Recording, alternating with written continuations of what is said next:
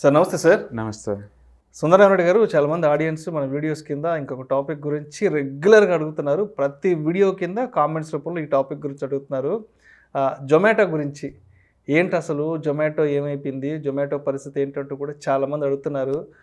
మనం కూడా last year చాలాసార్లు మాట్లాడుకున్నాం. జొమాటో ఐపీఓకి వచ్చినాక, సెకండరీ మార్కెట్లోకి వచ్చాక, last year July 14th, 15th ఆ డేట్స్లో ఐపీఓకి వచ్చింది.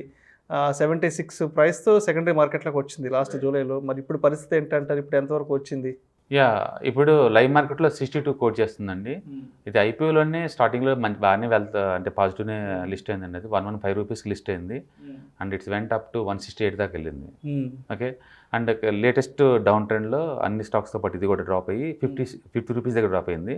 అక్కడ సపోర్ట్ తీసుకొని మంచి వాల్యూమ్ తోటి ఇప్పుడు కరెంట్లో 62 రూపీస్ రన్ అవుతుంది. 62 రూపీస్. ఓకే, సో రీసెంట్గా మన ఫైనాన్స్ రిజల్ట్స్ కనుక చూసుకుంటే రెవెన్యూ పెరుగుతుందండి, బట్ లాస్ కూడా పెరుగుతుంది. రెవెన్యూ ప్రాఫిట్గా మారట్లేదు. ఇంకా కొంత టైం పట్టింది ప్రాఫిట్లోకి రావాలి అంటే. బహుశా స్విగ్గీ వాళ్ళు ఐపీఓకి ప్లాన్ చేసుకున్నప్పటికీ ఇది రెడీ అవుతుంది ప్రాఫిట్లోకి తెలియదు. స్విగ్గీ వాళ్ళు కూడా ఇంకా 2 years పోస్ట్ పోన్ చేశారు ఐపీఓకి. దాని మీనింగ్ ఏంటంటే కరెంట్ మార్కెట్ కండిషన్ ఏమాత్రం ఫేవర్ లేదు ఈ బిజినెస్ అని అర్థం. మార్కెట్ అంత ప్రతికూలంగా ఉంది. రైట్. సో ఇది చాలా కాంపిటేటివ్ ఏరియాలో వర్క్ చేస్తుంది. ఇవాళ రేపట్లో ఫుడ్ డెలివరీ కావచ్చు, లేదా గ్రాసరీ డెలివరీ కావచ్చు. మన రీసెంట్గా చూస్తే ఫ్లిప్కార్ట్ వీళ్ళందరూ ఎంటర్ అయ్యారు. నెంబర్ ఆఫ్ యాప్స్ వచ్చేసి ఎస్ కాంపిటీషన్ చాలా సివియర్గా ఉంటుందండి. ఆ ఏరియాలో ఎడ్జ్ ఏం లేదు, ఎవరికేం ఎడ్జ్ ఏం లేదు. అందుకని నిజంగా ఇది ఈ బిజినెస్ మోడల్లో ప్రాఫిటబిలిటీకి వచ్చిద్దా లేదంటే క్వశ్చనబుల్. ఎందుకంటే రెవెన్యూ పెరుగుతున్నా కూడా అది ప్రాఫిట్ కన్వర్ట్ అవ్వట్లేదు, అది ఇంకా లాస్లు ఎక్కువ అవుతున్నాయి. అందుకని స్టాక్ మార్కెట్ మొత్తం మీద చాలా క్వాలిటీ కంపెనీస్ డీప్ డిస్కౌంట్లో దొరుకుతున్న ఈ టైంలో మళ్ళీ ఇంకొక లాస్ మేకింగ్ కంపెనీని పోర్ట్ఫోలియోలో పెట్టుకోవాలంటే అంత కంపల్సరీ నాకు కనిపించడం లేదండి. కాకపోతే లాస్ట్ 10 days చాలా ఎక్కువ వాల్యూమ్ అట్రాక్ట్ చేస్తుందండి ఇది, పాజిటివ్ వాల్యూమ్స్. అండ్ మేబీ 75 దాకా పోతుంది అప్ ట్రెండ్ అయినా సరే. డెఫినెట్గా నేనైతే I don't add this companies. ఎందుకంటే లాస్ మేక్ కంపెనీ యాడ్ చేసిన అవసరం లేదు. ఎందుకంటే బెటర్ కంపెనీస్ ఎంటైర్ స్టాక్ మార్కెట్లో మంచి మంచి క్వాలిటీలతో ఉన్నాయి. I'll go for that one. But ఎవరైనా కొనాలనుకుంటే మాత్రం లేటెస్ట్ లో 50ని స్టాప్ లాస్గా ఉంచుకొని కరెంట్ ప్రైస్లో కనుక బై చేస్తే ఫస్ట్ రెసిస్టెంట్ 72 దగ్గర వస్తుందండి. రైట్. అయితే ఒక్క విషయం సూటికి అడుగుతాను. జొమాటో గురించి డిస్కషన్ వచ్చిన వెంటనే డిజాస్టర్ అంటూ మాట్లాడుతూ ఉంటారు కదా. సో దీనికి మీరేం చెప్తారు? ఇలాంటి ఒక అభిప్రాయానికి మీరేం చెప్తారు? రైట్. బేసికల్గా ఈ కంపెనీస్ మొత్తం ఐపీఓకి వచ్చిన టైంలో వరల్డ్ వైడ్గా ఐపీఓ హవా నడుస్తుందండి. ఇండియా ఒకటే కాదు, ప్రపంచవ్యాప్తంగా నడుస్తుంది. స్టార్టప్ కంపెనీలు చాలా క్రేజీగా ఉన్నాయి. ఫ్రీ మనీ ఫ్లోట్ అవుతుంది వరల్డ్ వైడ్గా. అప్పట్లో ఇన్ఫ్లేషన్ కానీ ఈ వడ్డీ రేట్లు కానీ ఏది లేదు. అప్పట్లో ఆ లిక్విడిటీ కండిషన్స్లో ఏ కంపెనీ అలానే ఉంటుంది. లిస్టింగ్ అయినప్పుడు దాంతో పోల్చుకుంటే లిటరలీ డబల్ వచ్చినట్టు అమౌంట్ మధ్యలో మీరు డ్రాప్ అయితే కనుక. అలాంటి దాన్ని మనం డిజాస్టర్ని ఎలా అనగలుగుతామండి? అనలేము. అంతే. జనవరి దాకా కూడా బాగానే పర్ఫామ్ చేసింది.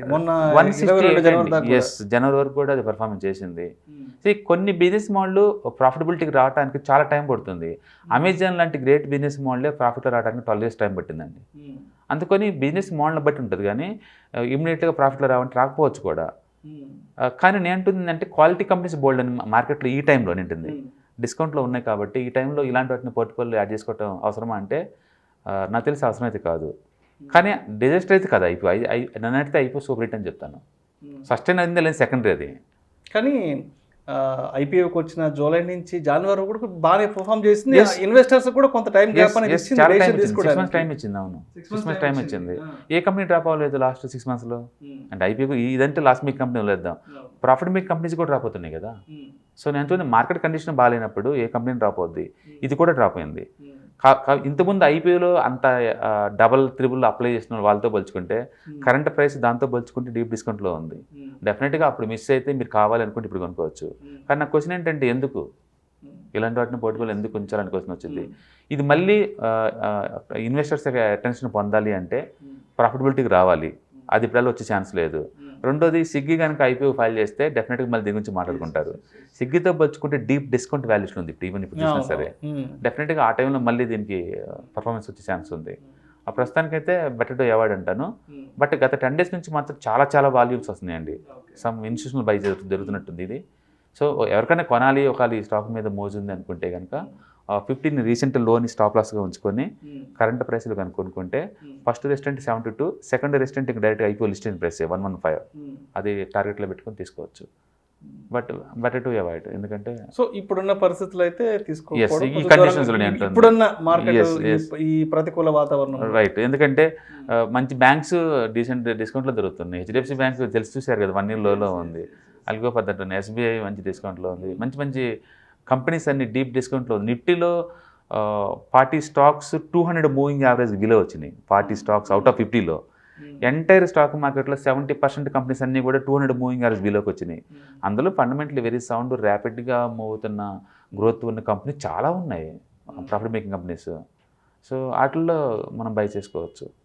అందులో ఈ వాలటిలిటీ మార్కెట్లో మనీ మేకింగ్ కాదు, మనీ లాస్ అవ్వకుండా ఉంటే గొప్ప అచీవ్మెంట్ ఈ టైంలో. ఇలాంటి టైంలో మళ్ళీ కొత్తగా అలొకేట్ చేయటం, దట్టు లాస్ మేకింగ్ కంపెనీస్ అంటే కొంచెం ఆలోచించాలి. బట్ రీసెంట్ వాల్యూమ్స్ బాగా వస్తున్నాయి కాబట్టి ఎవరైనా కొంటే కనుక 50ని స్టాప్ లాస్గా తీసుకొని మనం బై చేసుకోవచ్చు. Right. Thank you sir. Thank you so much Sundara Reddy గారు.